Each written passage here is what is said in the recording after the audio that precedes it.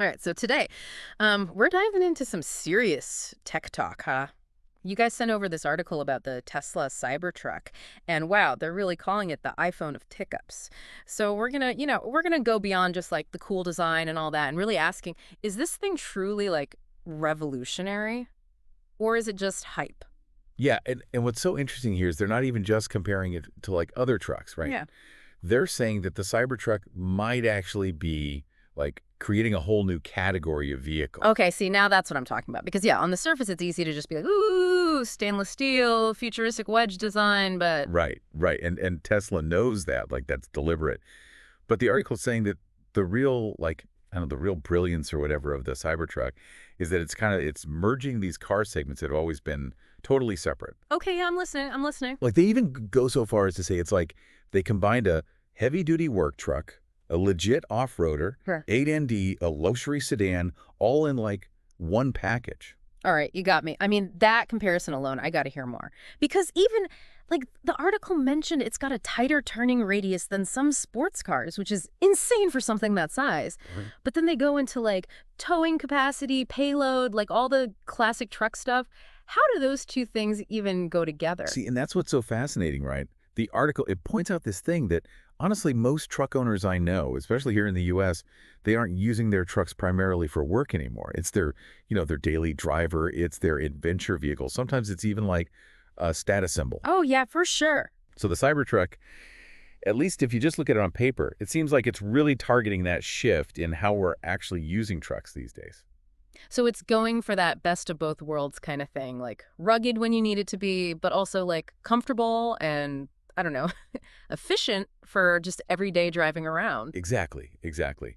And this is where understanding like who Tesla is actually going after is key. Because the article made a point of saying that they're not just going after like the traditional truck market, they're going after a whole new buyer. Someone who like maybe never even would have thought about getting a truck before. Okay, yeah, that makes a lot of sense. But what about the more practical stuff? I mean, I remember those early videos, people were saying the Cybertruck could barely tow a trailer uphill without running out of juice, right? Did it say anything about that? Oh yeah, they did. They actually had a whole section on like range anxiety, especially when you're towing a lot of weight, you know. Yes, makes sense. And they had some pretty impressive numbers. For example, they were saying like fully charged, the tri-motor Cybertruck, it can tow over 14,000 pounds and it can still go over 500 miles on a single charge. So even if you've got a heavy load, it can still outperform a lot of gas-powered trucks in terms of like how far it can go. Okay, wow, all right. Those are some serious numbers. But even with that kind of range, isn't charging time still, a thing? Especially compared to just filling up your tank at a gas station. Yeah, for sure. And the article talked about that. They were highlighting how Tesla's, they're always expanding their supercharger network. And those things can give you, like, I think it's up to 175 miles in 15 minutes of charging. Oh, wow. And they said that Tesla's actually working on even faster charging, specifically for the Cybertruck. Interesting. Yeah, it's like they're really trying to address those concerns head on. Okay, so it sounds like while there are definitely still some challenges, the article seems pretty optimistic about, overcoming those as technology improves.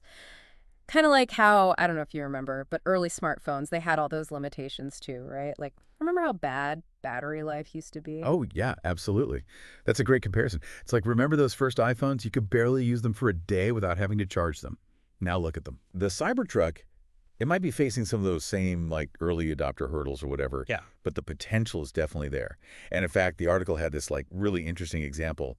They were describing a Cybertruck powering an entire farm during a blackout. Wait, seriously, how is that I even? know, right? Ah. It's because the Cybertruck, it's actually designed with these onboard power outlets, and it has enough, I don't know, capacity or whatever Yeah. to actually work like a generator. Oh, wow. So imagine, like, you're a contractor, you're on a construction site, you need power, boom, you've got it right there. Hmm. Or like a film set, or even, emergency responders if there's a natural disaster, something like that. It's like a backup generator on wheels. Exactly, Got it. exactly. That's really interesting. So, okay, look, we've talked about the tech, we've talked about like who they're trying to sell it to, but they didn't just stick with like the specs and all that, right? They actually went and talked to some real people, like truck drivers, to get their take on it. They did, yeah. And that's actually where the article I thought got really interesting because they were talking to like real truck drivers who got to test drive the Cybertruck like on actual job sites and everything. And what they think. I mean, were they impressed?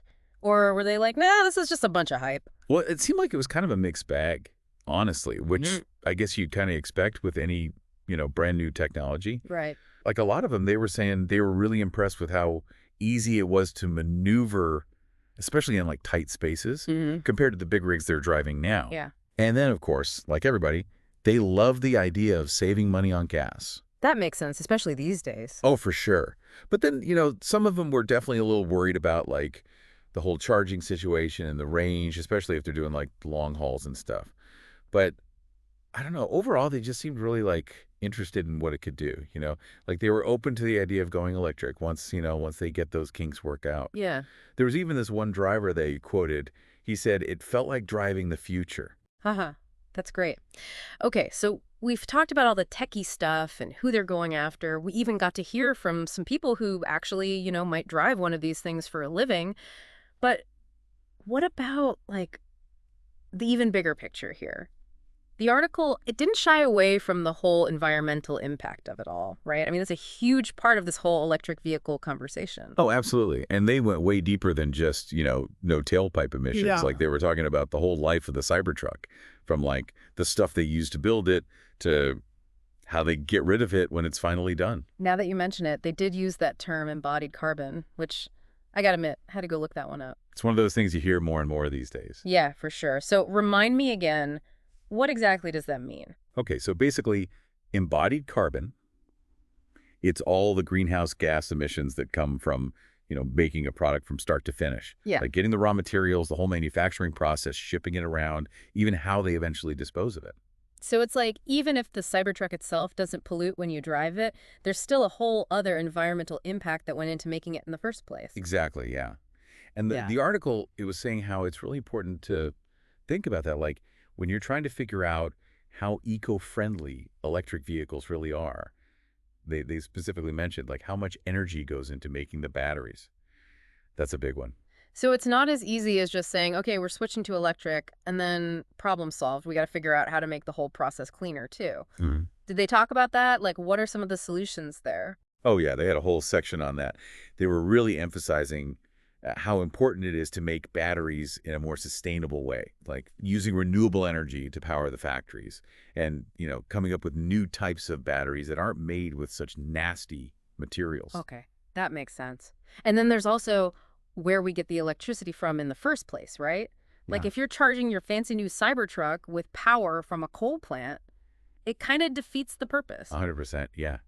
And they addressed that head on. They were basically saying that as we get more and more of our electricity from renewables, solar, wind, that sort of thing, that's when electric vehicles will really start to shine in terms of being better for the planet. So it's really a whole system thing. It's not just about the car itself. Exactly. It's like the whole ecosystem has to change along with it. And speaking of systems, they got into some pretty heavy stuff about how this big shift to electric vehicles could, like, totally shake up the economy, right? Yeah, they did. They were talking about how it could affect jobs, Yeah. which is huge. Huh. I mean, obviously some jobs in the, traditional car industry are going to be lost. Which is a big deal for a lot of people. For sure, for sure. But then at the same time, you've got all these new jobs being created in other areas, like making batteries, installing charging stations, all that kind of stuff. So it's complicated. Definitely. And they didn't pretend it was simple, did they? No, they were saying that governments and like industry leaders, they really need to step up and like help those workers who might lose their jobs, get them retrained and everything so they can get those new jobs that are being created. Yeah, like create a path for people to actually make that transition. Right. And they made this really interesting comparison. They were talking about like back in the day when cars were first becoming a thing and everyone was worried about, what was going to happen to all the blacksmiths and the stable hands and all that. And yeah, there was some disruption for sure. But then think about all the brand new industries that were created because of the car. It's true. I mean, we had no idea. Exactly. It's like almost impossible to even imagine. Exactly. Yeah. Exactly. And their point was the same thing is probably going to happen with electric vehicles. Mhm. We might not even be able to picture it yet, what those new jobs and industries are going to be, but they're coming. So, like, yeah, it's going to be disruptive for sure, but it could also be this huge opportunity. It's just a matter of, like you were saying, making sure that people are prepared for it. Exactly. Because the last thing anybody wants is for people to be left behind in this whole transition. So we've got the environmental side, the economic side, Hmm. but the article also talked about how the Cybertruck, it's not just about changing how our cars work, it's about changing like how we live our lives. Right. They got into all sorts of interesting stuff about how, like, the Cybertruck's capabilities could totally change our whole relationship with things like how we get around, how we work, even how we relax. Like, for example, they were talking about how its onboard power system, it's so powerful, people could actually work out of their trucks, like full-on mobile offices, or even, live off the grid if they wanted to. See, now that is fascinating because it really does challenge the way we think about things, like what even is work, what is leisure time, it all starts to get blurry. Exactly. And Yeah. of course, they had to talk about the self-driving features. Right, because even though it's not quite there yet, it does seem like the Cybertruck is like one more step toward a future where our cars are driving themselves. Absolutely. And they were talking about how that could change, like, everything, how we Uh, commute, how we travel, our whole relationship with our cars. Like, imagine a world where you don't even have to touch the steering wheel. What would you even do with all that extra time? Right. I mean, it sounds crazy, but that's the world we're moving toward. Exactly. And their point was the Cybertruck, it's kind of like a preview of that future.